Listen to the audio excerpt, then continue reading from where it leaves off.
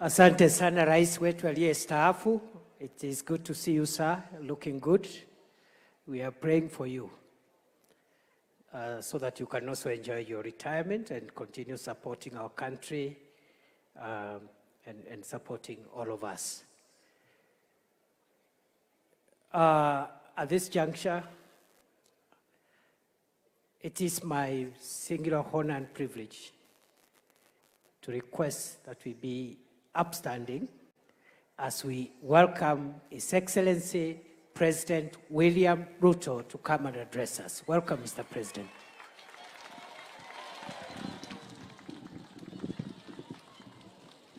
Asanteni sana, tafadhali tuketi chini.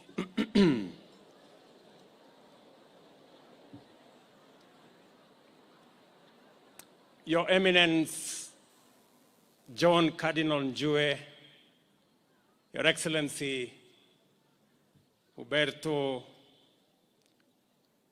the Nuncio and Pope Representative to our country, Your Excellency, the 4th President of the Republic of Kenya, the Honorable Uhuru Kenyatta, viongozi wote mulio hapa, ndugu wananchi wa Embu, hamjambo. Moriaro, Bwana Yesu asifiwe.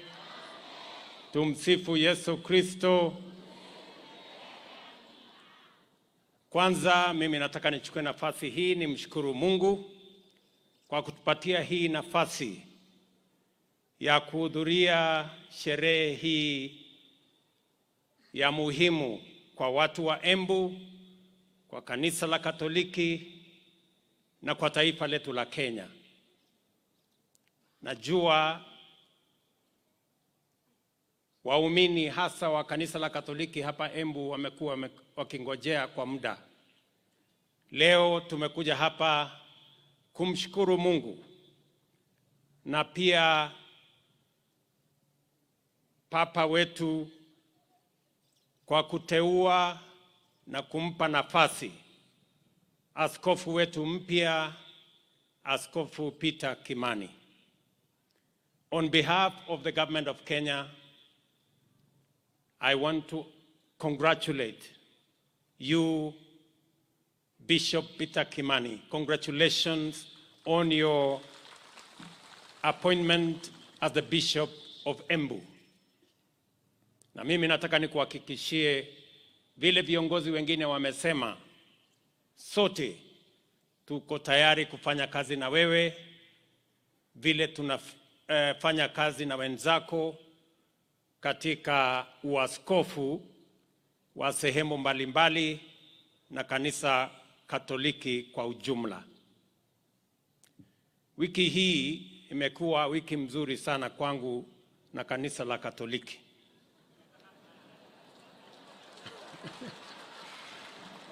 Kwa sababu leo mimi niko Embu kwa sherehe hii ya muhimu sana ya askofu wetu wa Embu.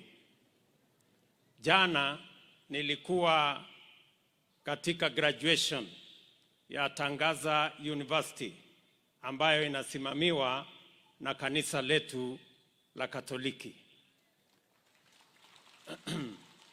Na juzi nilipata salamu kutoka maaskofu wetu ya barua. So mimi nafikiri ndio nikamilishe kesho, nafikiri nitatafuta mahali ya kwenda ibada ya Jumapili katika kanisa Katoliki ndio iwe complete. Hii wiki ikae mzuri. Vile vile wakati tumeanza hii ibada nikaona Askofu Peter ameitwa hapa kufanyiwa interview kama ako tayari kwa hii kazi. Na kidogo nilipata wasiwasi. Niliona alijibu ya kwanza, kajibu ya pili, kapata wasiwasi, na hii interview ikienda sio vizuri tutafanya nini na tumekuja wengi. Lakini askofu, congratulations kwa kupita mtihani. Sasa tuko na askofu mpya hapa Embu County.